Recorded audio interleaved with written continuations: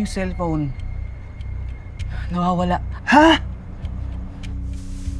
Bank, kaya pa ba to? Almost 2 AM na pero wala pa rin sinisend si Pat. Oo nga, Bank.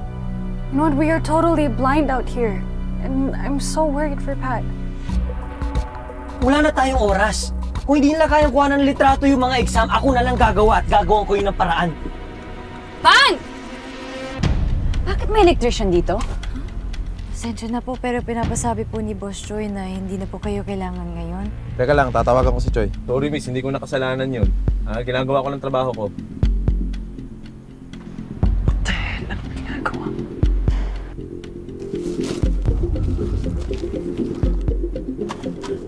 Yung kasama mo, hanggang ngayon wala pa rin. Nasaan na yun?